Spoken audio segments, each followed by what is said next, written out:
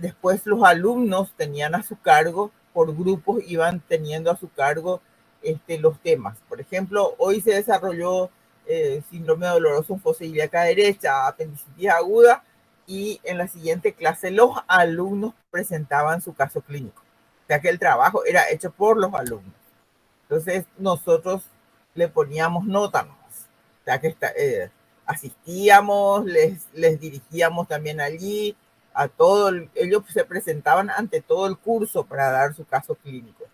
Y era muy, muy lindo trabajo porque se acostumbraban ya a presentar en público también trabajos. Yo creo que ustedes en algunas materias hicieron trabajos así para presentar en público, ¿verdad? Trabajos científicos.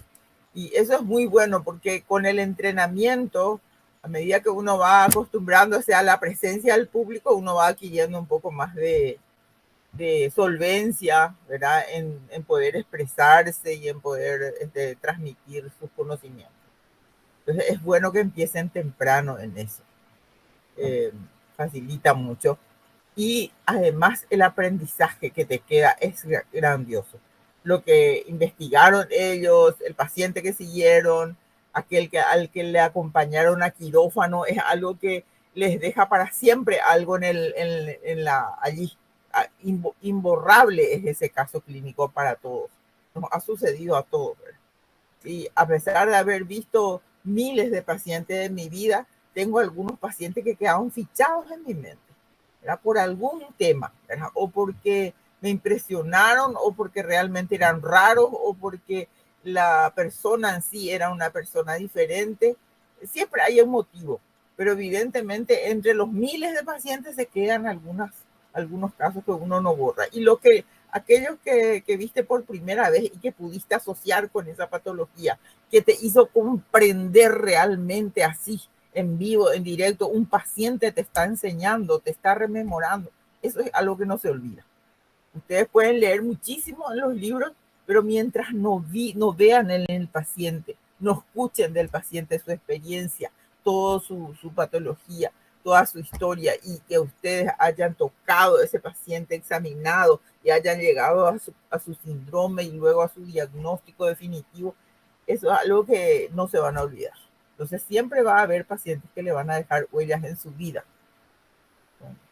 Y eso era la intención nuestra en semiología cuando hacíamos estas clases que eran hechas por los alumnos. Muy lindas clases, mucho más lindas que nuestras clases muchas veces. Bueno, y hoy de casualidad, encontré un trabajo que ellos me habían enviado a mí para que yo haga unas pequeñas correcciones. Y entonces se me quedó en el coso. Lastimosamente, si hubiera sabido que iba a pasar esto, le hubiera pedido a muchos, le hubiera pedido a ellos en ese tiempo que me vayan dejando su trabajo en el mail. Pero, viste, uno no se da cuenta de esas cosas cuando no parece que no vas a recurrir tanto a eso, ¿verdad? Mira, es este, algo que no podemos explicar lo que está pasando, pero nos estamos a pesar de todo el drama que es esta pandemia, estamos saliendo adelante y estamos superando y acostumbrándonos a vivir así, ¿verdad? Y bueno, ojalá pueda encontrar otros casos hechos por los alumnos, muy lindos. Le voy a presentar este caso para que vean un poco cómo es cómo ellos preparaban sus casos clínicos y presentaban ante todo el curso.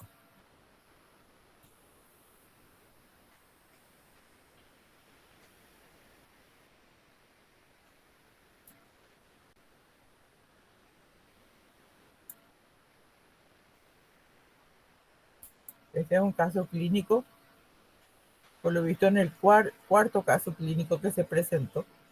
Las que hicieron fueron Karina Carrizosa, Antonella Dragoto, Cristian Fleitas, Cara Caps, Diego Ortigosa, Andrea Rojas, Isabela Serratiera, todo un grupo, ¿verdad? Los datos son, voy a ver si puedo poner en presentación.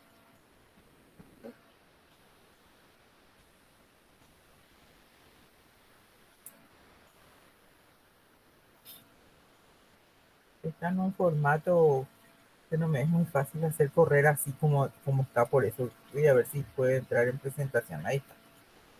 Bueno, este nombre GAA, sexo masculino, edad 42 años, procedencia Asunción, fecha de internación 17 de abril de 2014 se hizo esta historia aquí.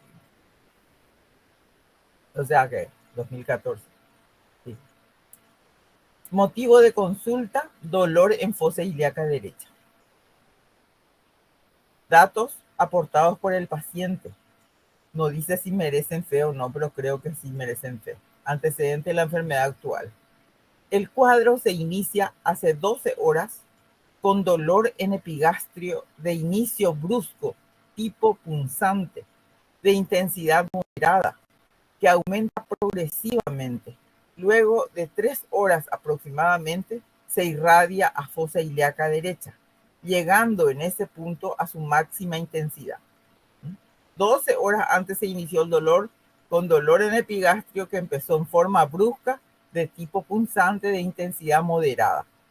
Y luego se va aumentando progresivamente y luego de 3 horas, dice, se irradia y se localiza en fosa ilíaca derecha. Y allí llega a su máxima intensidad el dolor. Niega la existencia de factores desencadenantes, se exacerba con la deambulación y cede con la posición sentado. El cuadro se acompaña de intensas náuseas. Además, niega vómitos, fiebre, diarrea y detención de heces y gases. Todo esto niega, ya que lo que sí tenía náuseas. No tuvo vómitos entonces, niega fiebre, niega diarreas, detención de heces y gases.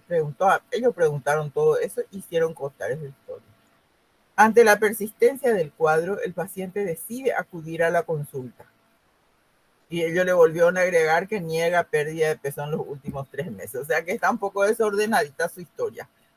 Esto hay que considerar de que esta fue una de las primeras presentaciones que se hicieron, ¿verdad?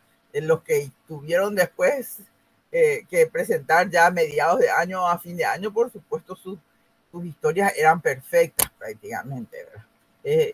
Entonces, trataron de que sea completa, de poner todos los datos completos, los datos positivos y negativos de interés de hacer constar, pero está un poco desordenada su historia.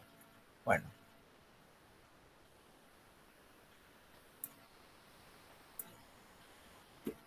Antecedentes remotos de la enfermedad actual, entonces no aporta datos. Antecedentes patológicos personales, niega ser portador de hipertensión arterial, diabetes mellitus, alergias ni asma. Niega haberse sometido a cirugías y niega el consumo de medicamentos. Es un paciente joven luego, ¿verdad? Creo que era 47 años. Padres vivos, no dice si están sanos o no. Hábitos urinarios, hábitos fisiológicos, hábitos urinarios. El acto urinario se inicia, transcurre y culmina de manera normal, sin esfuerzo ni dolor. La orina es de color amarillo claro. Hábitos defecatorios. El acto defecatorio se inicia, transcurre y culmina de manera normal, sin esfuerzo ni dolor. La materia fecal se presenta sin cambios en coloración, consistencia y forma. Hábitos viciosos. Niega consumo de tabaco. Refiere ser consumidor de aproximadamente 2 litros de cerveza por semana por 20 años. Niega consumo de otras drogas recreativas. Paciente, eso es ahora a la ectoscopía, lo que ellos están observando, están describiendo qué tipo de paciente es el que están observando. Entonces dicen paciente de sexo masculino, adulto, maduro, normosómico, normolíneo y eutrófico, lúcido y consciente, que adopta en el lecho el decúbito dorsal activo indiferente de facies dolorosas. Facies, acá solemos poner facies sufrientes. Examen de la región afecta el abdomen. a la inspección estática, abdomen globuloso, simétrico, sin tumoración visible, con movimientos respiratorios normales. O sea, acá podemos decir abdomen globuloso, aspencia de tejido adiposo, simétrico. Desde luego, no es lo normal es que no haya tumoraciones, por lo tanto, esto no sería necesario nombrar que no hay tumoración visible, sino que sí es bueno decir es un abdomen globuloso, aspencia de tejido adiposo, simétrico, excursiona bien con los movimientos respiratorios. ¿Eh? Esa sería una mejor expresión. A la inspección dinámica, entonces sin cambios con relación a la estática. O sea que después de hacer un esfuerzo al paciente, observan de que en las zonas herniarias están aparentemente libres, ¿verdad? A la palpación, sin hiperestesia cutánea, a la palpación superficial. Esto es palpación superficial. Pasando la mano por el abdomen así a plena mano, pero superficialmente, entonces no encontraron hiperestesia cutánea. A la palpación profunda, el abdomen es blando, poco depresible, doloroso a la palpación en fosa ilíaca derecha y en flanco derecho. Signo de Bloomberg positivo. Quiere decir que cuando estaban comprimiendo en la zona de fosa ilíaca derecha, que tiene el paciente dolor, ¿verdad? Mientras le van entreteniendo, conversando, dialogando con el paciente sin darle tiempo a pensar mucho, entonces de repente sueltan bruscamente esa palpación profunda que están haciendo en fosa ilíaca derecha, sueltan bruscamente la mano, levantan y allí el paciente tiene un dolor intenso como si fuera que le tracciona, le estira, es mucho más doloroso al desprender la mano entonces que cuando uno está profundizando con la palpación. Entonces ese es el signo de Bloomberg positivo que indica irritación peritoneal, ¿verdad? En esa zona. Cuando es en esa zona el dolor a la descompresión brusca es doloroso, allí sí se llama signo de Bloomberg. Si ocurre en otra zona del abdomen, no es signo de Bloomberg. Entonces, el dolor en fosa ilíaca derecha, que a la palpación profunda se presenta dolor, pero a la descompresión tiene más dolor, o sea, tiene un dolor exquisito al desprender, ese es el signo de Bloomberg, ¿verdad? Entonces, eso indica que hay irritación peritoneal. Dice, no se palpó visceromegalia. A mí me encanta esta tumoración palpable, tampoco no hace falta nombrar. Sí pueden decir, ¿verdad? No palpo hígado, no palpo vaso, que son los órganos que solemos intentar, o sea, buscamos palpar. Si en caso de que se palpe, tenemos que describir, y si no se palpa, también es de interés porque descarta algunas patologías que cursan con esplenomegalia o con hepatomegalia. ¿Está? Bueno, ¿me están viendo o escuchando, por favor? Porque cada Sí, tanto... profe. Sí, profe. Sí, a veces me da miedo de quedarme hablando solo a pavada porque no me doy cuenta. Bueno, para más que mi teléfono pongo en silencio, entonces a veces me llaman y yo ni me entero. A la percusión, la sonoridad está conservada sin dolor. O sea, ven acá cómo está percutiendo prácticamente ¿cómo se llama? En el flanco izquierdo. Pero esta percusión se hace en todo el abdomen, ¿verdad? Siempre la percusión tenemos que hacer en forma ordenada para poder percatarnos ya de entrada si está presente la matidez hepática. Acuérdense, eso no me canso de repetirle porque como tenemos pocos prácticos con la paciente allí, pues, y va a ser difícil también, porque la otra vez tuvimos suerte, nosotros encontramos pacientes que nos dejaron tocarle, pero no es tan fácil, porque hoy en día están para más temerosos por la cuestión de todo lo que pasamos, estamos todos psicóticos, entonces es más difícil. Generalmente el paciente luego es más, un poquitito más accesible que los familiares. Ustedes ven que ahora los familiares no se retiran luego, están ahí rompiendo los cocos. Antes jamás se quedaba un familiar cuando el médico entraba a la sala, ellos se retiraban. Cada día son más caraduras, tienen menos respeto por el profesional, ¿entiendes? Ellos, inclusive algunas están así mirando como para en cualquier momento saltar y decirnos cualquier cosa o faltarnos al respeto. Entonces, o sea que hay que, algunos que se niegan a que se le examine a su familia. Entonces no se asusten de eso. Traten de evitar una vez que si alguien se pone agresivo, denle la espalda y salgan, educadamente salgan de la habitación sin contestarle siquiera, porque no vale la pena con esa clase de gente, no vale la pena discutir.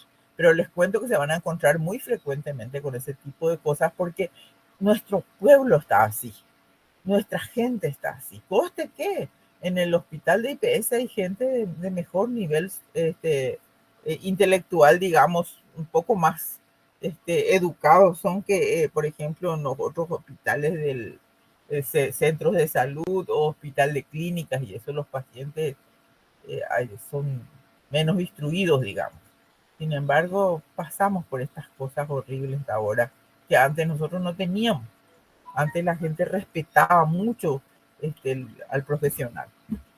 Bueno, entonces vamos en el examen físico, inspección pasiva, inspección dinámica, palpación superficial, palpación profunda, luego vamos a la percusión. Y la percusión, como les digo, tienen la línea axilar anterior y la línea hemiclavicular.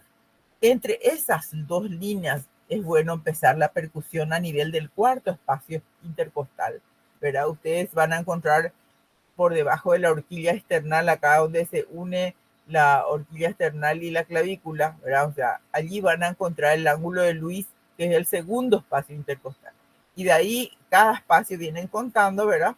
Y van a encontrar el cuarto espacio en los varones, sobre todo van a encontrar más o menos a nivel de la tetilla, un poquitito por encima a lo mejor. Y entonces le van a empezar a hacer percusión allí y vengan en forma longitudinal descendiendo desde esa zona hacia el abdomen como para ver cómo cambia la sonoridad, ¿verdad? En esa zona todavía generalmente sonoro por el tórax, ¿verdad? Por los pulmones y luego un poquitito menos sonoro, que nosotros le llamamos submatides, que está en la parte de la cúpula del hígado, que está separada todavía de la parrilla costal, y ya después realmente mate, ¿verdad? Hasta que termina el reborde costal, porque el hígado suele estar cubierto normalmente por la parrilla costal, ¿verdad? Y en situación normal no suele ser palpable.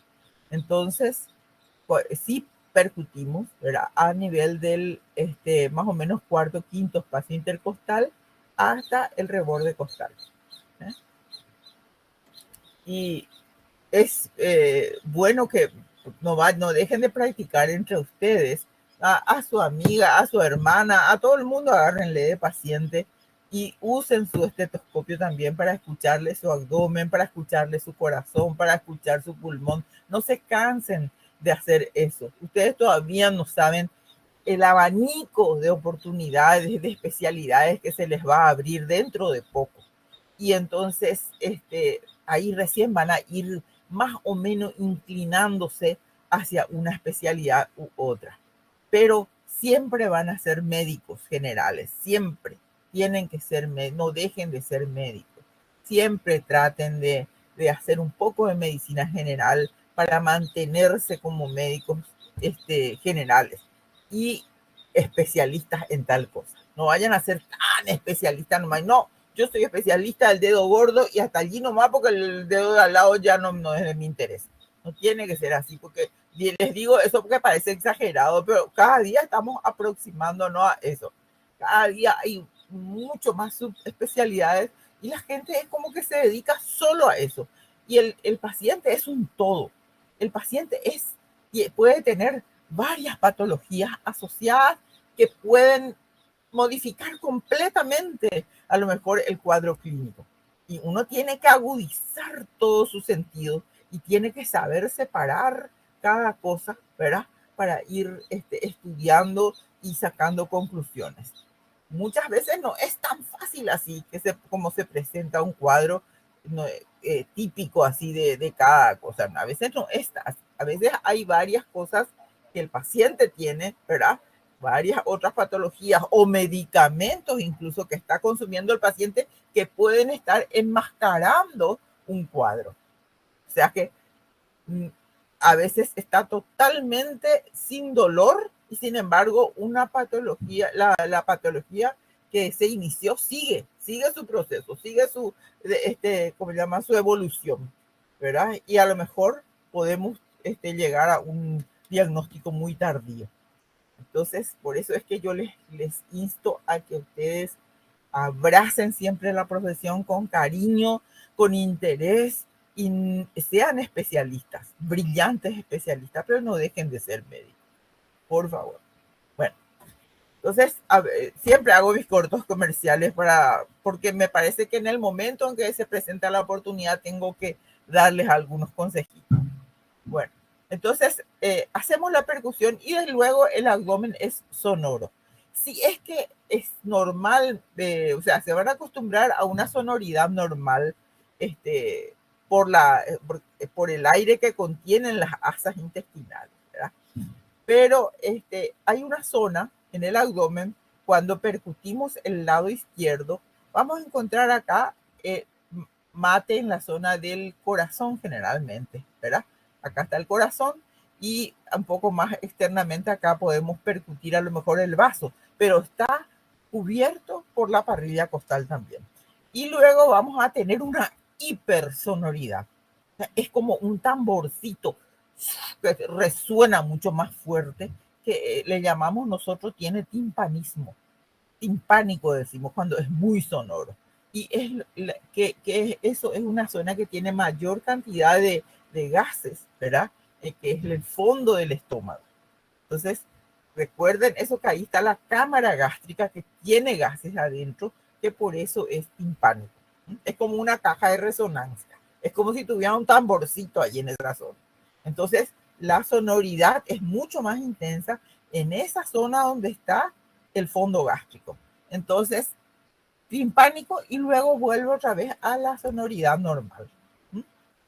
Bueno, eso es la percusión, no se olviden. Hay casos en los que vamos a ir después desarrollando, ¿verdad? En la medida que vayamos dando las clases, y van a ver ustedes que hay casos en los que la percusión hacemos de arriba a abajo normalmente, pero en estos casos hacemos también una percusión radiada.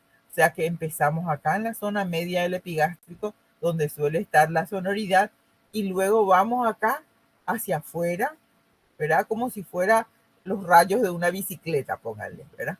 Vamos así, haciendo hacia abajo, hacia los costados, ¿verdad? A ambos lados. Y entonces hacemos una percusión radiada. ¿Para qué? Para delimitar dónde hay sonoridad y la sonoridad después se convierte en matidez. ¿En qué casos ocurre eso? En pacientes que tienen ascitis, los que tienen líquido dentro de la cavidad abdominal. Como los líquidos tienden a ir a la parte más declive, ¿verdad? Entonces, ¿qué hace cuando el paciente está acostado? El, los gases, las asas intestinales se suben a la parte alta, ¿verdad? Acá, en la parte alta del abdomen. Van a estar en epigastrio y tal vez mesogastrio, ¿verdad? La parte del ombligo. Y después va, a medida que hacemos nuestra percusión, vamos a darnos cuenta que se va formando una curva de concavidad superior. O sea que vamos a marcar nosotros, acá es sonoro, acá es mate. Paz, le hago una marquita. Ténganlo ya ustedes sus viromes de color rojo, por ejemplo, azul y tal vez un verde. Entonces, para poder ir marcando algunas cosas en el abdomen. Eso les va a ayudar a marcar tumoraciones, ¿verdad?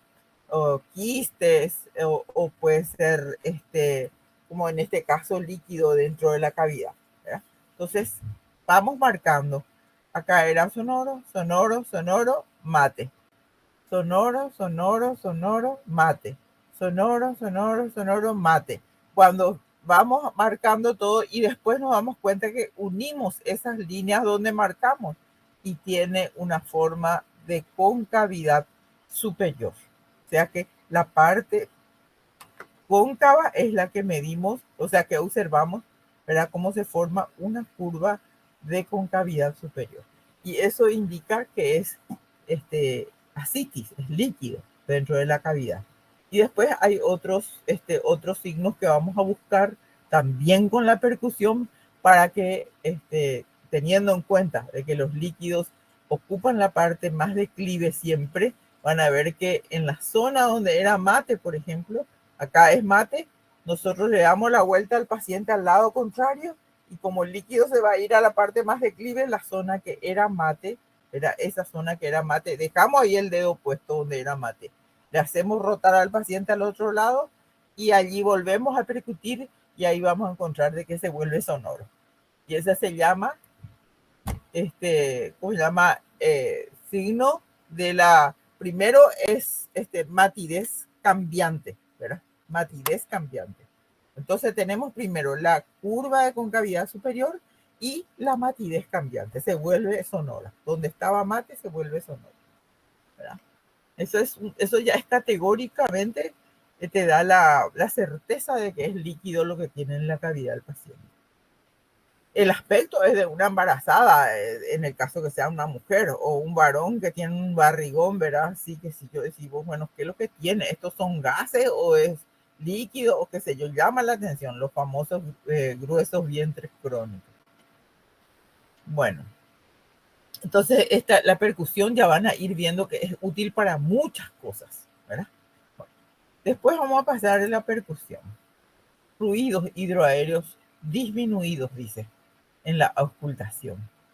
Los ruidos hidroaéreos, cuando están disminuidos, es porque hay algún proceso inflamatorio en la vecindad que hace que el intestino vaya disminuyendo su peristaltismo. Se hace menos, no se escucha bien y están también más espaciados.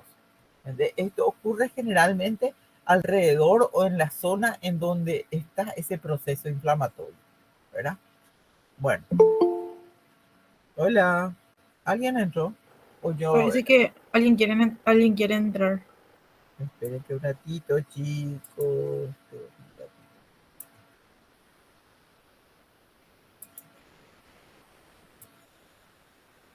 No sé. Ah, acá está. Para Grecia. Hola, Grecia. Hola, profe. Perdón, Sí, recién recién pude entraste. entrar. Sí, porque estaba teniendo problemas de electricidad en mi casa. Ah, bueno. Bueno, estamos presentando un caso clínico de que habían preparado los estudiantes. Eh, ¿Están viendo la pantalla bien? Sí, profe. Bueno, estamos viendo un caso clínico que habían presentado los estudiantes en la época en 2014, hasta el 2019 todavía nosotros desde que iniciamos las clases de semiología quirúrgica en la UCA, tomamos esa modalidad de dar un caso clínico siempre que se da un tema, ¿verdad? Se desarrolla un tema, entonces después se presenta un caso clínico. Y eso hacían antes los estudiantes. Ahora tratamos de hacer nosotros, de presentar siempre un caso clínico característico, pero preparamos nosotros o preparan nuestros instructores. Pero esto normalmente era preparado por los estudiantes. Así, este caso que estamos viendo fue preparado por un grupo de estudiantes y fue más o menos uno de los primeros trabajos que se presentaron en el 2014. Yo tuve la suerte de encontrar hoy de puro casualidad y estoy aprovechando para mostrarle a las chicas. Bueno, estamos haciendo el estudio bastante avanzadito. Vamos acá, estábamos en la percusión. Bueno, vimos que la percusión, entonces la sonoridad está conservada, ¿verdad? Sin dolor, dice, auscultación, ruidos hidroaéreos disminuidos. Estaba diciéndoles de que los ruidos hidroaéreos suelen estar disminuidos en los casos en donde hay un proceso inflamatorio dentro del abdomen.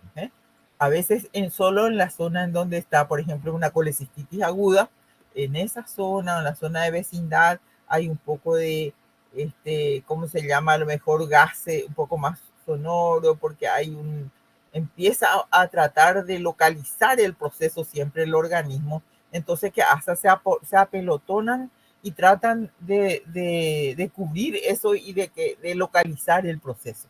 Entonces van haciéndose como una especie de plastrón. Si el diagnóstico no se hace rápido, se va a convertir en un plastrón. ¿Qué es el plastrón?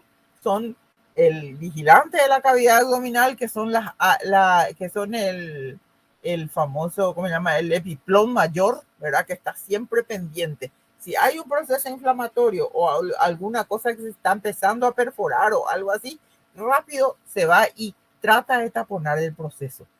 Y eso es una forma de defenderse de nuestro organismo y de autocuración de nuestro organismo.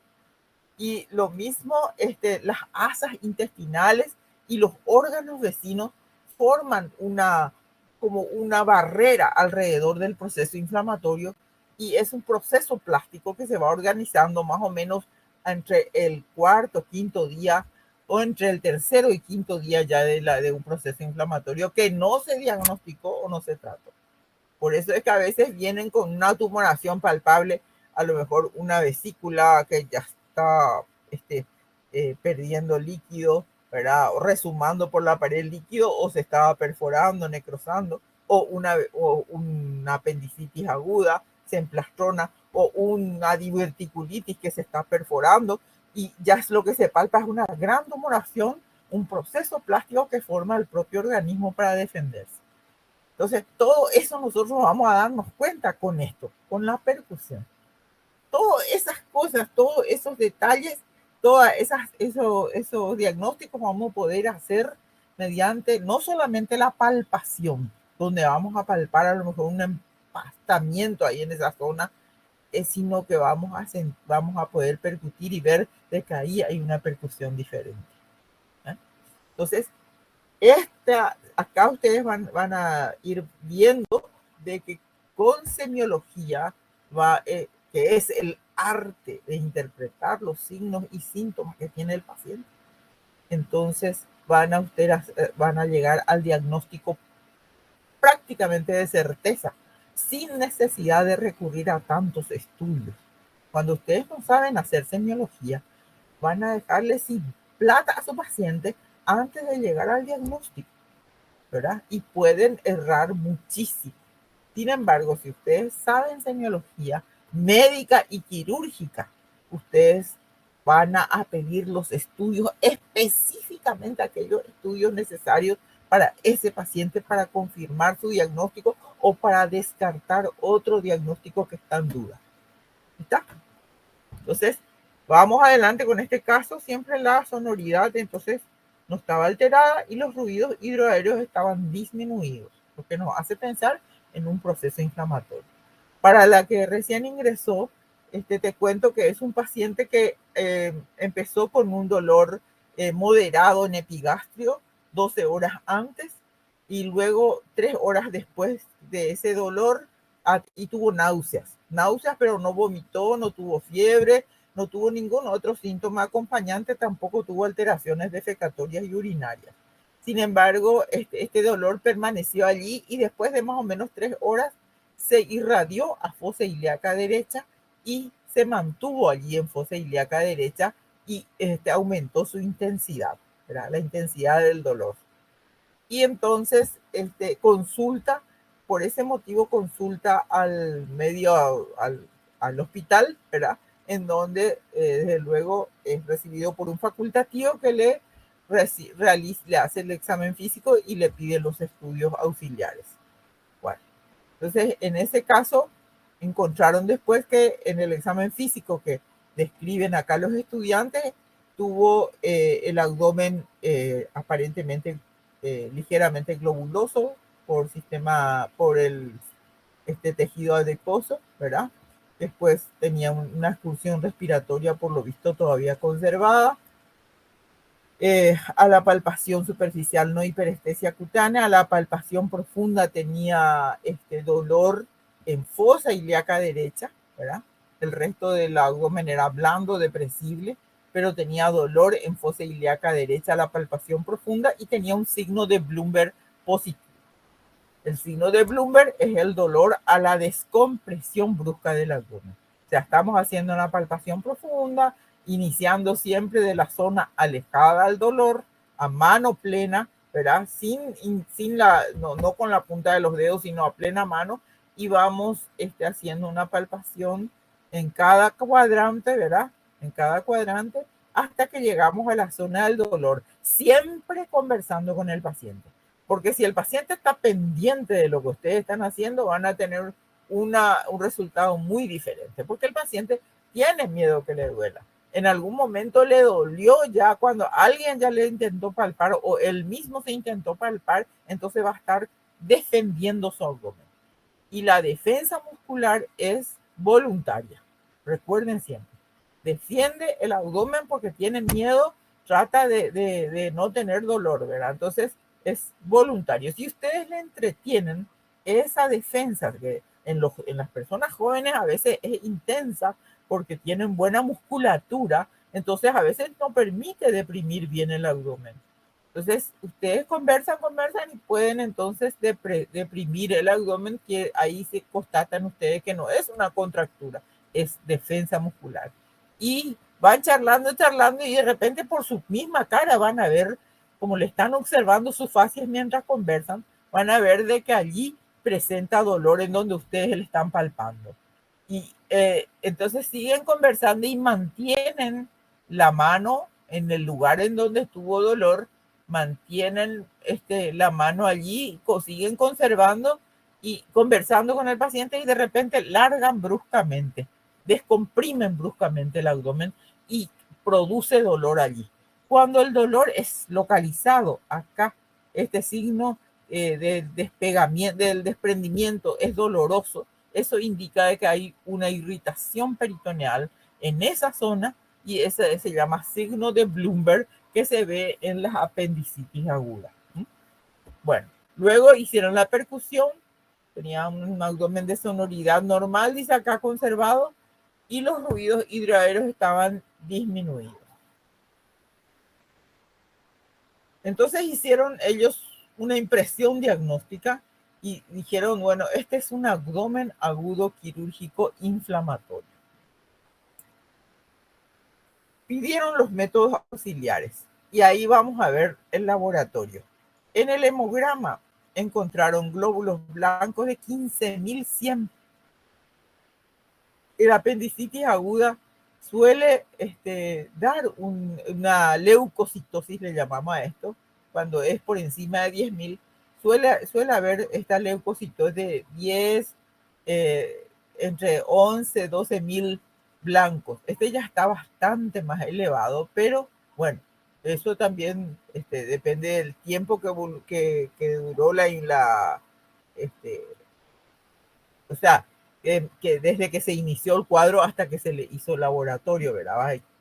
A medida que vaya aumentando el tiempo, se agrega más infección, ¿verdad? Bueno, glóbulos blancos, entonces 15.000, y neutrófilos 71%. Entonces siempre hay en el proceso inflamatorio infeccioso leucocitosis y neutrofilia, que está confirmando de que ahí hay un proceso inflamatorio. Y nosotros por el examen físico localizamos este proceso inflamatorio en fosa ilíaca derecha. La orina simple es normal, no dieron ningún resultado llamativo. Bueno, ellos dicen abdomen agudo quirúrgico, inflamatorio, apendicitis aguda. Pensaron ellos, porque el diagnóstico se hace por descarte. Uno tiene que ir viendo cuáles son las otras patologías con las que uno tiene que hacer diagnósticos diferenciales.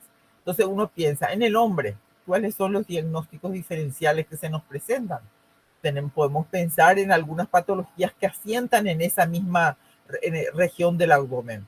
¿Qué puede haber allí? Puede ser que sea el punto ureteral inferior. ¿Será que el paciente tiene un cólico renoureteral derecho? ¿Y cómo voy a descartar eso? Voy a descartar porque cómo se inició el dolor, cómo se irradió el dolor, ¿verdad? Y generalmente se acompaña de signos, de síntomas urinarios, como son, por ejemplo, lo que hablamos ayer o anteayer, que vimos que había disuria, polaquiuria, tenesmo, ¿se acuerdan? Bueno, entonces, puede ser que vaya acompañado de esos datos, porque generalmente el cólico renoureteral se produce por migración de cálculos o de pequeños cálculos o a veces un poco más grandes que vienen del riñón, ¿verdad? Y se trancan en el punto ureteral inferior o en algún trayecto del uréter en donde encuentran un poquitito más inflamado o más, o raspan de paso, ¿verdad? Y entonces produce dolor y hasta que cae en la vejiga es un dolor intenso que se irradia desde la fosa lumbar del lado afecto hacia ¿cómo se llama? Hacia la vejiga, digamos, ¿verdad? Y cuando tiene síntomas urinarios bajos, que son ya de cistitis, de la inflamación de la vejiga misma, es porque al eliminarse esas arenillas también producen irritación de la uretra. Entonces se produce la disuria, que es dolor al orinar o ardor al orinar, la polaquiuria, que es orinan chiquitito, chiquitito, cada ratito orinan chiquitito. Y el tenesmo, que es la sensación de que no terminan de orinar nunca. Orinan y se quedan con las ganas de seguir orinando. Ese es el tenesmo vesical. Bueno, entonces vemos que este paciente no tuvo esos síntomas. El dolor fue diferente, la presentación del dolor, la irradiación del dolor fue diferente, entonces descartamos que sea esa causa. Este varón no hay muchas causas de dolor en fosa ilíaca derecha, se reduce mucho, pero en las mujeres van a encontrar, por ejemplo, anexitis, quiste de ovario a pedículo torcido, o sea que se agregan varios problemas pélvicos, ¿verdad? O genitales, de genitales internos que tenemos que descartar. Entonces, esos son los diagnósticos diferenciales.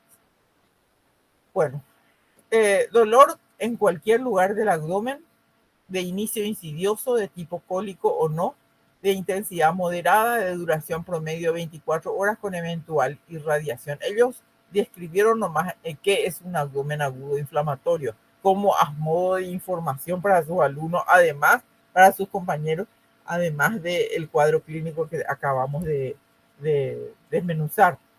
En realidad allí ellos nos hicieron constar una cosa muy importante generalmente en el examen, sobre todo si es una mujer. Creo que es un varón de 47 años. Si es una mujer, hacer un tacto vaginal es muy importante, vaginal y rectal, porque podemos encontrar, ahí vamos a descartar de que haya, por ejemplo, una anexitis, ¿verdad? La anexitis al tocar el cuello uterino, o sea, al meter el dedo nomás luego en la vagina vamos a sentir que la temperatura está aumentada, ¿verdad? Que al tocar el cuello uterino y lateralizar hacia el lado derecho e izquierdo ese cuello, tiene dolor, despierta dolor porque pone atención los anexos. Entonces, si lateralizamos el cuello uterino hacia la derecha, le duele el lado izquierdo. Y si es que lateralizamos hacia el lado izquierdo, va a tener dolor hacia el lado derecho. Y eso es generalmente cuando es bilateral, se llama signo de Frenkel, que hace diagnóstico de anexitis, ¿verdad? Los anexos son los que hacer el tacto vaginal. También en otros casos en donde pensamos que hay líquido en la cavidad o que puede ser a lo mejor un embarazo ectópico complicado y puede haber líquido en la cavidad. Acuérdense que la parte más declive del abdomen es ¿cómo se llama? Eh, este, el Douglas, ¿verdad? Entonces, el Douglas vamos a sentir que está ocupado. Y cuando es sangre lo que hay en el Douglas, al tocar el Douglas, la paciente grita como loca del dolor. Por eso se llama grito del Douglas. Ese es un signo que es patognomónico de sangre en la cavidad abdominal. O sea, el grito del Douglas hace diagnóstico que hay sangre dentro de la cavidad. O sea, generalmente embarazo ectópico complicado. Bueno, vamos nomás hablando de cada cosa más o menos para que ustedes vean la importancia de cada detalle que... Y entonces aquí lo que faltó es realmente en este paciente un tacto rectal por lo menos para ver, ¿verdad? Si había algo que agregar, que agregue algún dato más al cuadro. No detallaron también la temperatura. En el examen físico, muy importante en un paciente que tiene un proceso doloroso en el bajo vientre y sobre todo en un paciente que estamos sospechando de una apendicitis aguda, es tomar la temperatura axilar y rectal.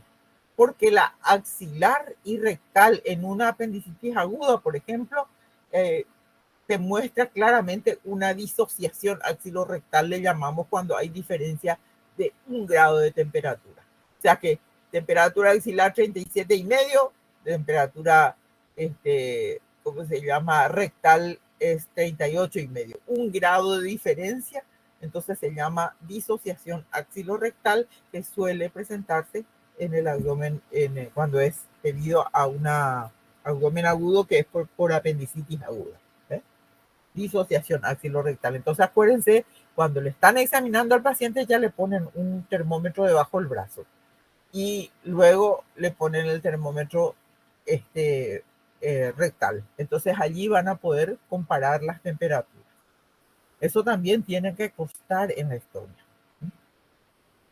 Bueno, no localiza hasta que haya afectación del peritoneo parietal, acompañado de manifestaciones vagales, náuseas, vómitos y fiebre. Las causas suelen ser apendicitis aguda, peritonitis, yo le pusieron en mayúscula porque este es el diagnóstico que ellos hicieron en este paciente, peritonitis, colecistitis aguda, diverticulitis, pancreatitis aguda, salpingitis, etcétera, que es la inflamación de las trompas. La apendicitis aguda, inflamación aguda del apéndice cecal, causa más común de cirugía abdominal urgente no traumática, alta incidencia entre los 20 y 30 años, mortalidad general 1%. Hoy en día, generalmente la gente, aunque sea, trata de consultar más temprano, suele tener centros asistenciales con todos los especialistas también ahora en cada ciudad, en cada pueblo. Antes era más difícil encontrar a lo mejor un especialista o un médico en una comunidad. Hoy en día está más o menos cubierto, por lo menos cerca de su lugar de donde vive, tiene un centro asistencial, ¿verdad? Entonces es cuestión de consultar enseguida para que la patología no avance. Las causas son obstructivas porque se cierra la luz del apéndice, ¿verdad? Y también luego al cerrarse la luz del apéndice hay un edema de toda la pared, ¿verdad? Y luego un proceso que se extiende a su vecindad. Acá le pusieron todos los casos. Se cierra la luz del apéndice por fecalitos generalmente, ¿verdad?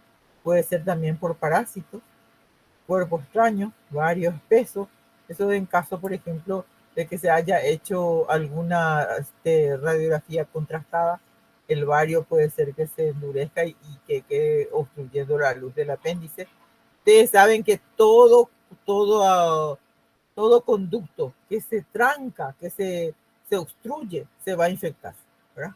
Entonces va a ser un proceso inflamatorio infeccioso. Hiperplasia de folículos linfoides, 60%. Tumor del ciego también suele ser la extra. Y toda la compresión de tumores o metástasis, eso ya es mucho más, eso es más frecuente en las personas de mucho más edad. Pero bueno, ellos quisieron graficar cuáles son las causas de una obstrucción del apéndice. La fisiopatología, obstrucción, dice, presión intraluminal hasta equilibrar, aumentada la presión intraluminal hasta equilibrar presión parietal, flujo arterial, isquemia, retorno venoso y linfático también, edema de la pared, proliferación de la bacteria. O sea que por el mismo edema de la pared hay un problema en el retorno venoso y linfático, ¿verdad? Que aumenta más todavía toda la inflamación, y el flujo arterial también se ve afectado por este mismo motivo, y entonces hay una obstrucción a nivel arterial de la, o sea,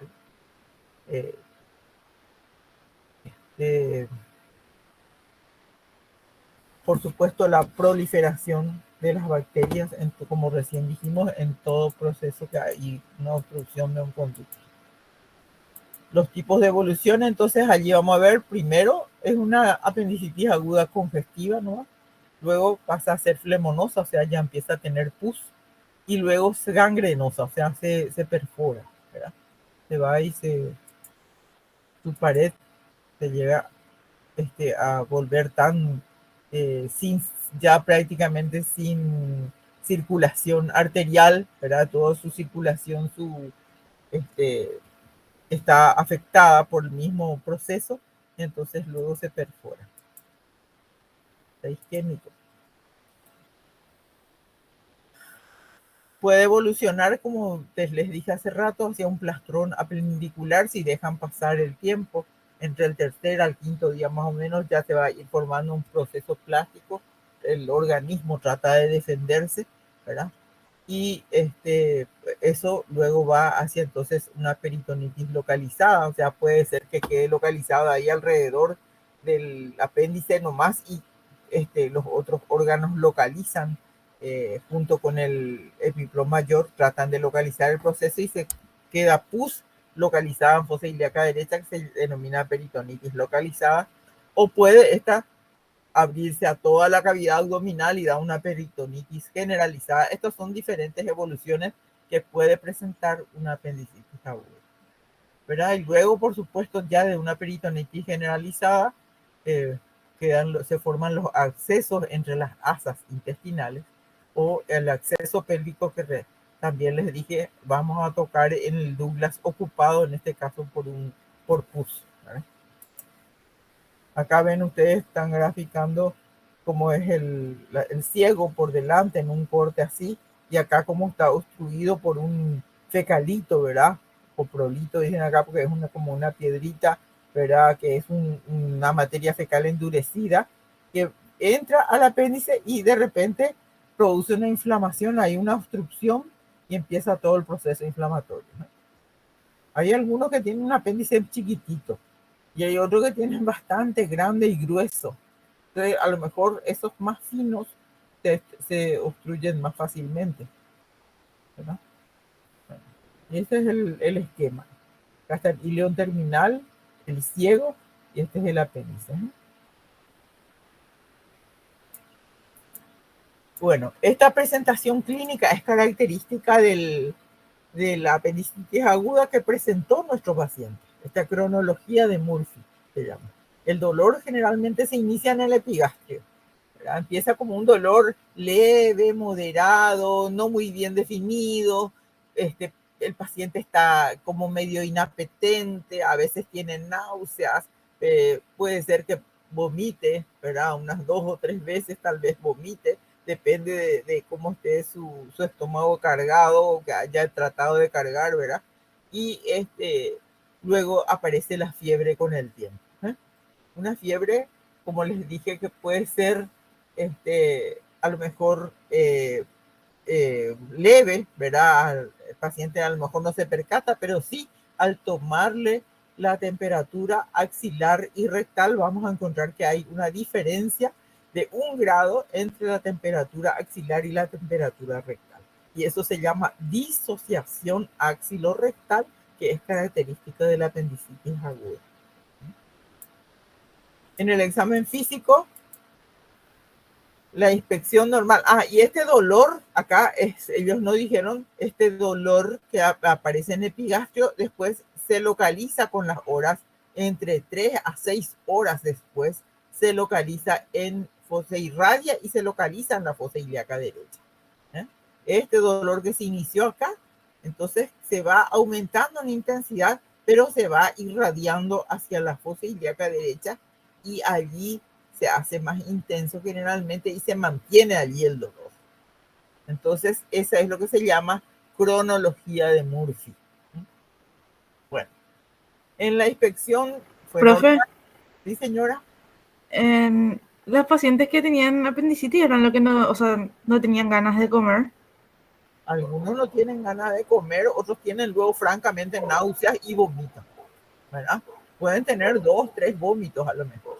Este paciente nuestro tuvo, ¿cómo se llama? Náuseas, pero no vomitó. Bueno, gracias, profe. Sí. Entonces, en la inspección este paciente estaba normal.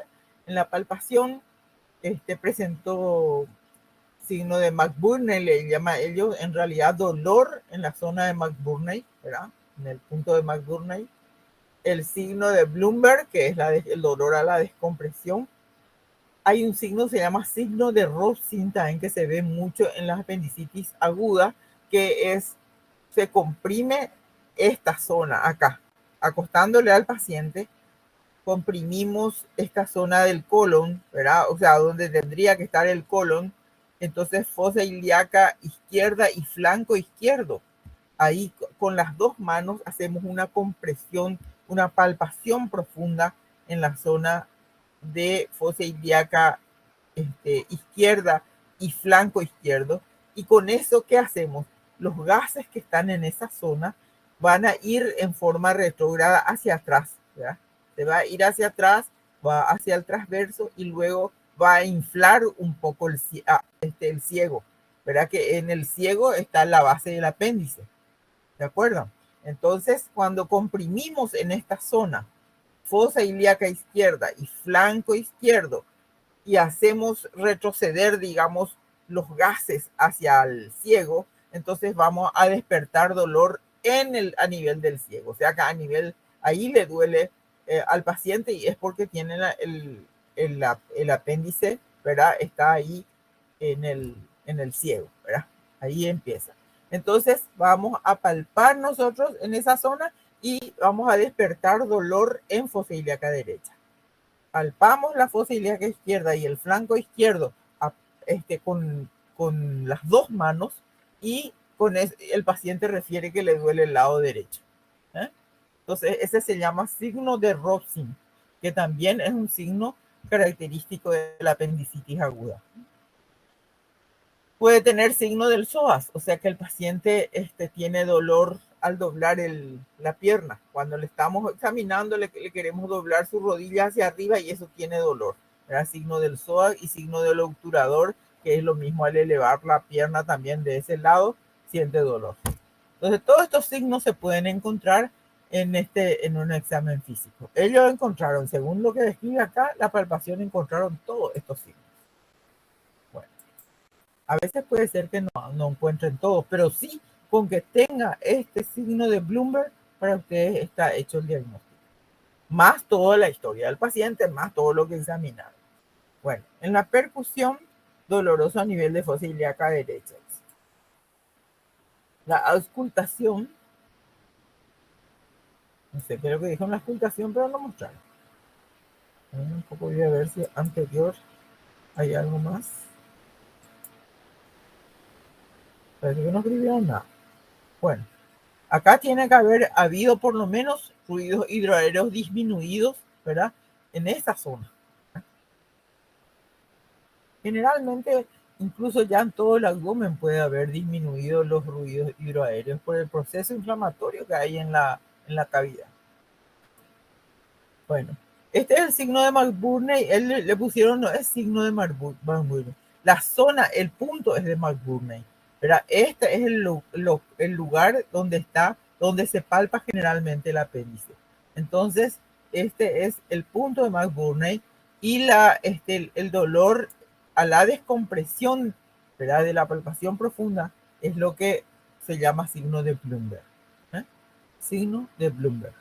Entonces apretamos en la fosa ilíaca derecha, es doloroso, conversamos, no vamos a interrumpir nuestra conversación con el paciente y luego descomprimimos rápidamente, levantamos la mano, ¿ven? Y ahí el paciente prácticamente hace un gesto de dolor intenso.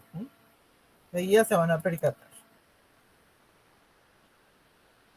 Acá muestra el signo del obturador, cómo se hace, se le hace doblar la rodilla acá, ¿verdad? Y el signo de Rolfing que acá les mostré yo. Acá en realidad se hace con las dos manos, para que puedas desplazar mayor cantidad de gases hacia atrás, ¿verdad? Porque eso es lo que hacemos. Fosa ilíaca izquierda, ¿verdad? Y flanco izquierdo, comprimimos, entonces así mismo como están observando acá, comprimimos allí y el paciente tiene dolor acá en fosa ilíaca derecha. Y eso es por los gases que van en forma retrógrada hacia atrás y inflan el ciego, ¿verdad? Que es donde está la base del apéndice. Bueno, los métodos auxiliares, laboratorio y la ecografía también pueden mostrarnos algunos datos, pero recuerden, no depende de esto. Estos son métodos auxiliares de diagnóstico. Prácticamente lo que nos da todo el diagnóstico es la historia y el examen físico del paciente. El examen físico, haciendo, controlando temperatura y todo, entonces nosotros prácticamente tenemos el diagnóstico de certeza. Y bueno, ustedes pueden pedir métodos auxiliares para ver en general cómo se está comportando su laboratorio, lo que si viene normal, no descarta una apendicitis aguda. No siempre van a encontrar leucocitosis y neutrofilia. Puede estar completamente normal, pero ustedes, su clínica es lo que tiene que ser soberana. La parte clínica es soberana, es lo más importante. Bueno, y una ecografía que está muy de moda, porque nosotros nunca antes recurríamos a la ecografía. Hay algunos signos, en caso de que, por ejemplo, tenga un apéndice muy voluminoso, muy largo, o a lo mejor ya esté muy avanzada la apendicitis, ¿verdad? Puede haber a lo mejor hasta líquido alrededor del apéndice, entonces sí se va a ver algo llamativo, si no, no hay ningún signo muy importante que les va a mostrar. Pues les puede mostrar, sí, cuando ya pasaron varios días y se está formando el proceso plástico, se está formando allí el plastrón apendicular, entonces sí, la ecografía les va a mostrar que tiene un plastrón, una tumoración que está rodeando allí al apéndice, que tiene líquido incluso por alrededor del todo eso les va a describir la ecografía, pero ya es tardío. No esperen que llegue ese momento. Hagan el diagnóstico ustedes dentro de las primeras 24 horas antes que su paciente se perfore. ¿Estamos? Bueno. El hemograma, leucocitosis, más de 10.000 y neutrofilia moderada, 70% de los casos. No hay signos ecográficos específicos de apendicitis. Puede localizarse el apéndice engrosado o las complicaciones como es un absceso periapendicular. Útil en diagnóstico diferencial con patología ginecológica. Y claro, como siempre, en las mujeres, ¿verdad? Que hay mayores cantidades de patologías con las que tenemos que hacer diagnóstico diferencial, es útil una ecografía para decir cosas. Pero ustedes ya les expliqué, haciendo un tacto vaginal, ¿verdad? Pueden ustedes descartar muchas patologías pelvianas. ¿Está? Bueno. Acá va a volver a nombrar todos los diagnósticos diferenciales. Adenitis mesentérica, esto hay que tener presente, sobre todo en los niños. Ustedes algunos van a ser cirujanos pediatras o van a ser pediatras. Y bueno, un paciente con una adenitis mesentérica puede simular todo un cuadro de apendicitis aguda. Y en realidad son los ganglios que están aumentados de tamaño allí. Y esto ocurre generalmente en las virosis, y eso, por ejemplo, en los niños que tienen algún problema en la garganta, ¿verdad? De repente hacen una adenitis mesentérica, una inflamación de los ganglios en la zona ahí del mesenterio, cerca del ciego, y eso es lo que produce el dolor. Y eso a veces, cuando hay duda, hay que operar únicamente, ¿verdad? Ante la duda, se opera, porque va a ser muy difícil determinar si los ganglios están aumentados de tamaño y son la causa de ese dolor. Puede ser de que una resonancia a lo mejor nos pueda orientar, ¿verdad? Bueno, pero ante la duda hay que operar únicamente. Esto entonces es más frecuente en las personas muy jóvenes o en los niños. La enfermedad pélvica inflamatoria en las mujeres todas, ¿verdad? Las que pueden, sobre todo cuando tienen relaciones sexuales, ya verá, es más frecuente que hagan una enfermedad pélvica inflamatoria. Eso hay que descartar siempre. A veces una peritonitis incluso en toda la parte baja del vientre, ¿verdad? Y es ¿cómo se llama? En estos casos no es quirúrgico, sino que es de tratamiento médico, ¿verdad? Es una peritonitis de origen ginecológico, ¿verdad? Entonces se trata con medicamentos. Colecistitis aguda, quiste ovario roto. Esto todo es en cuanto a diagnóstico, ¿cómo se llama? Puede ser de un abdomen agudo, pero colecistitis aguda con apendicitis aguda es muy difícil que tengas que hacer el diagnóstico diferencial. La colecistitis no va a llegar, muy pocas veces es tan larga como para llegar a la fosa ilíaca derecha, ¿verdad? Y tiene otro tipo de historia. Pero sí, al revés. La apendicitis aguda puede dar un cuadro parecido al de la colecistitis y hacer, ¿cómo se llama? Pensar que es una colecistitis, después uno lo opera y encuentra que el apéndice está allí en posición cerca del hígado, ¿verdad? Entonces, eso sí, pero como diagnóstico diferencial con la apendicitis, no le pondría a la colecistitis aguda. El quiste ovario roto sí puede ser en una mujer. El embarazo tubárico complicado, como dijimos. Cólico renoureteral, ¿verdad? Y la pancreatitis aguda, dice, puede ser, pero yo no le pongo ni pancreatitis ni colecistitis como diagnóstico diferencial de una apendicitis, no. No, no es frecuente, no va a ser, es muy raro. No, ni le nombraría. No me voy a preocupar de que esto va a ser una colecistitis ni una pancreatitis. No, sí, voy a descartar, voy a tratar de descartar por la clínica y luego, si necesito métodos auxiliares de diagnóstico ante la duda, voy a descartar estos procesos, sí. Cólico renoureteral, embarazo tubárico complicado, quiste ovario roto, o enfermedad pélvica inflamatoria, ¿verdad? Pero no voy a pensar jamás en una pancreatitis y una colecistitis. Saquen esto de su cabeza, no quiero que pongan ahí. Este es un trabajo de los niños, así que no es mío, pero les aclaro. De los niños, ellos ya no son niños, son todos grandes profesionales hoy en día. Apendicectomía, el tratamiento, ¿verdad? Y en el preoperatorio, la preparación del paciente se les deja sin nada por vía oral, ¿verdad?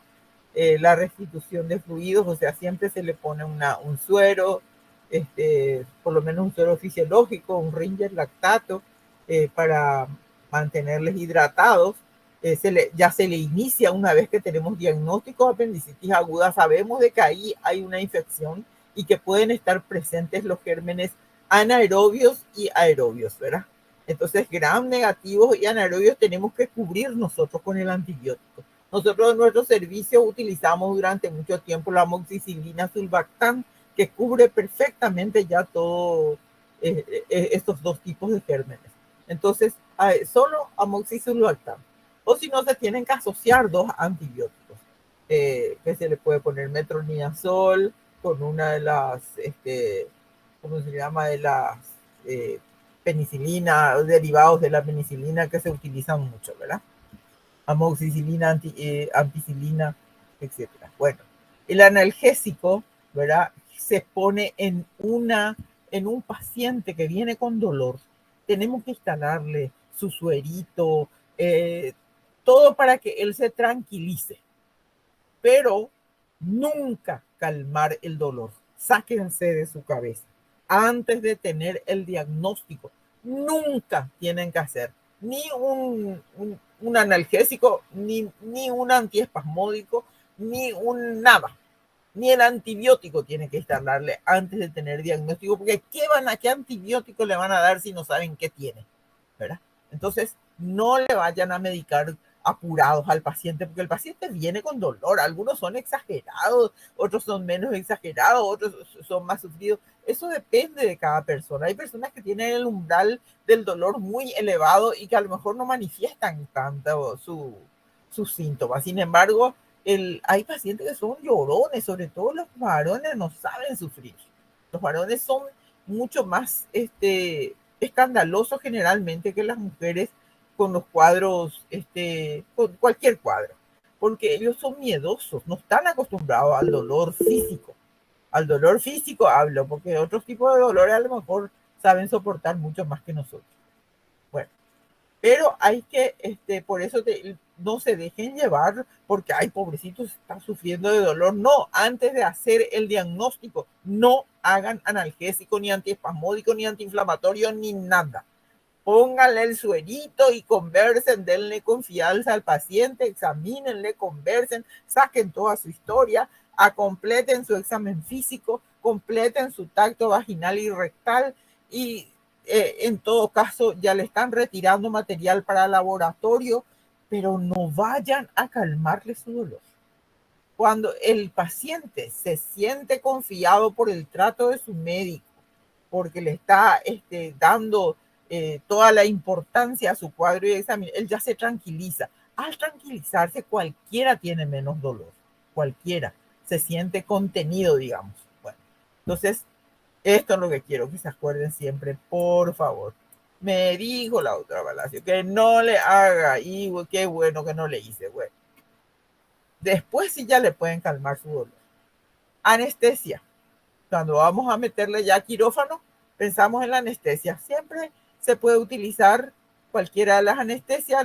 A los anestesistas les gusta mucho hacer raquidia y un poquitito de sedación para que el paciente se desconecte. Entonces se llama realmente una anestesia combinada, se llama.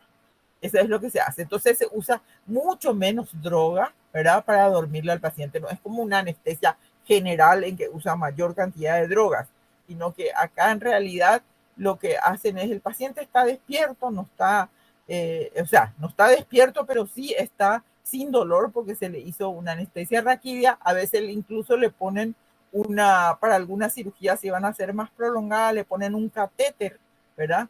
Allí y le dejan el catéter y se van haciéndole cada tanto un poquitito más de anestesia. Entonces, uno puede operar relajadamente. Generalmente, entonces, le desconectan y con eso tienen una buena relajación y se puede operar tranquilo. La vía de abordaje abierta, ¿verdad? O puede hacerse por vía laparoscópica. Hoy casi todos tienden a hacer por vía laparoscópica la mayoría de las cirugías. Yo creo que con el paso del tiempo ustedes van a hacer probablemente por robótica. Yo me quedé con el sueño de hacer por robótica porque a mí me encanta luego trabajar en la computadora y juego todos los jueguitos que hay por haber. Todo lo que se presente yo trato de ser campeona en eso, de superarme yo misma en eso. Me encanta. Y en la robótica es así. En la robótica ustedes están en una computadora y los ayudantes del quirófano nomás son los que colocan preparan al paciente, introducen todas las cosas y los materiales, ¿verdad? Y ustedes están operando desde la computadora. Tal es así que yo puedo estar acá en mi computadora y le estoy operando a un paciente que está en Francia o que está en España, ¿verdad? Entonces puedo hacer una cirugía a distancia gracias a la robótica. Y la robótica es bastante parecida a la cirugía videolaparoscópica, pero los instrumentales son mucho más finitos y en el extremo no tienen una pincita, una cosa así como rígida como nosotros usamos en la paroscopía, sino que tienen como unas manitos que son articuladas y pueden girar de un lado para otro y realmente se puede disecar con eso, ¿verdad? Son pequeñitas, ¿verdad? Y entonces con eso se puede hacer movimientos para abajo, para arriba, como si fueran los propios dedos del cirujano, ¿verdad? y es maravillosa. A mí me hubiera encantado y sé que hubiera operado maravillosamente bien por vía robótica. Me encanta, hice muchísima cirugía laparoscópica y soy una enamorada de la cirugía laparoscópica. Pero para ser un buen cirujano videolaparoscopista, uno tiene que ser primero un buen cirujano por vía abierta, porque tenemos que conocer lo que debemos realizar primero en el paciente vía abierta. Tenemos que conocer cada técnica para que para resolver cada patología que pueda presentarse en el abdomen de un paciente o en el tórax de un paciente o en el cuello de un paciente, porque en todas partes ahora se hace cirugía laparoscópica. Incluso para la cara, para los cirujanos plásticos, también están trabajando mucho con cirugía videolaparoscópica. Bueno, entonces, yo sé que ustedes ya van a decir, la pucha, ¿cómo abrían esas incisiones enormes que hacían la doctora? Y eso, bueno, cuando vean. Les voy a mostrar solamente con el paso del tiempo las cirugías que yo realicé, por ejemplo, en pared abdominal, y eso que impresionante, ¿verdad? Son para lo que van haciendo ahora cada vez. Menos incisiones, más pequeñas las incisiones. Bueno, vía abordaje abierta, incisión de McBurney. Esta es la incisión de McBurney, ¿verdad? Se hace una línea imaginaria, como siempre nosotros hacemos líneas imaginarias, entre el ombligo y la espina ilíaca anterosuperior acá, y de allí trazamos una línea imaginaria y en la unión de los 2 tercios externos, ¿verdad?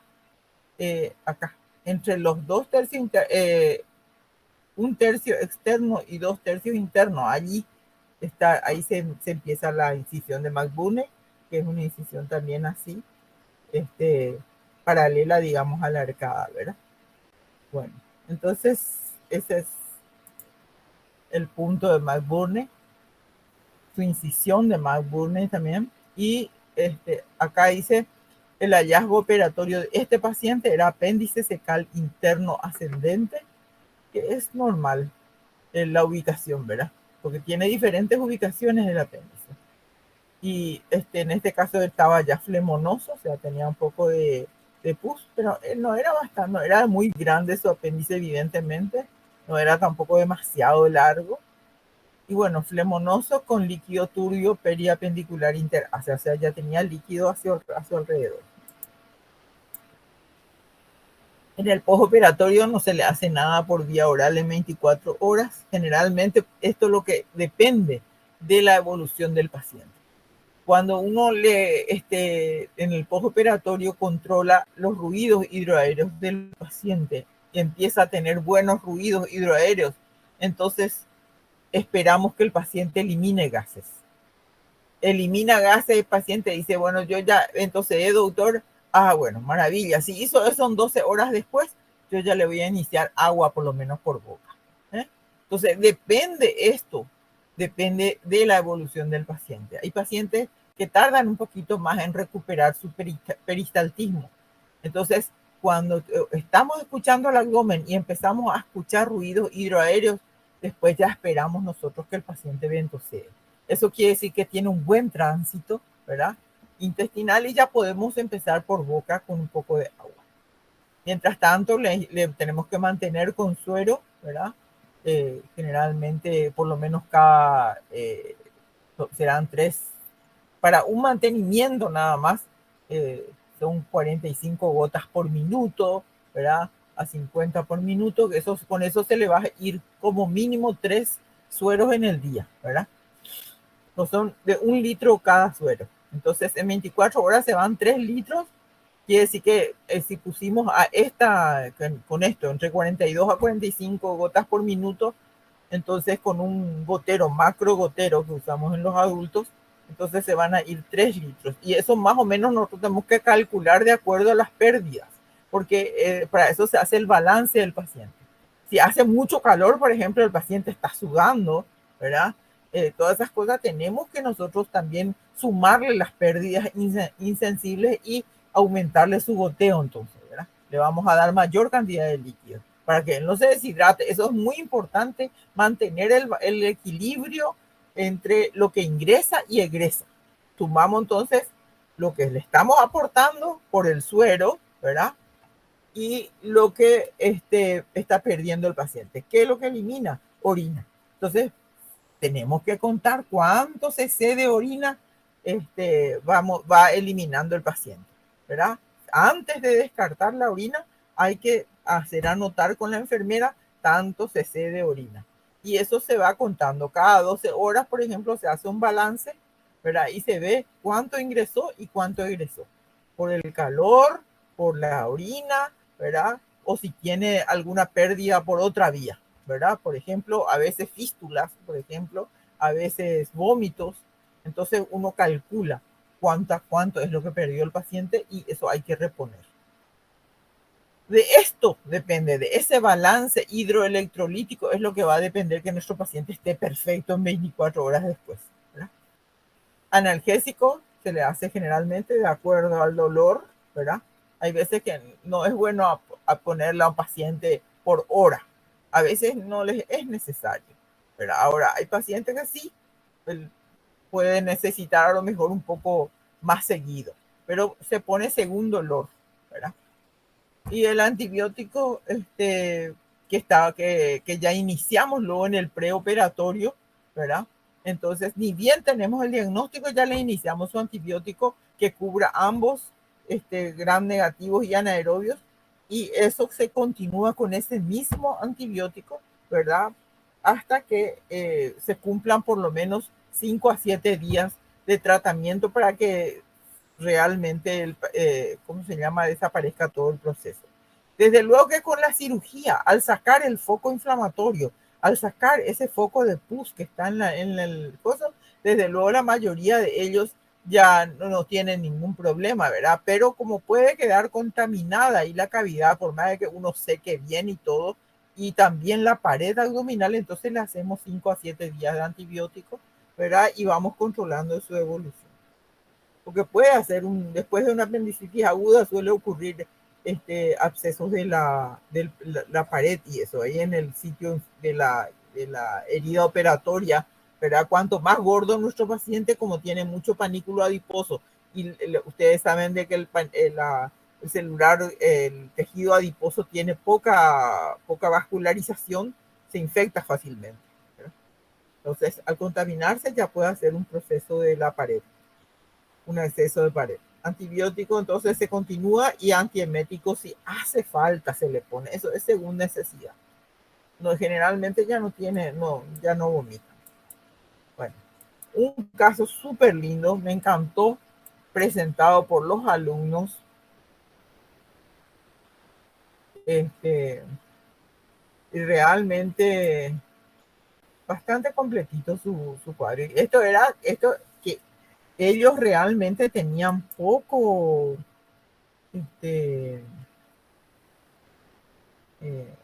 tiempo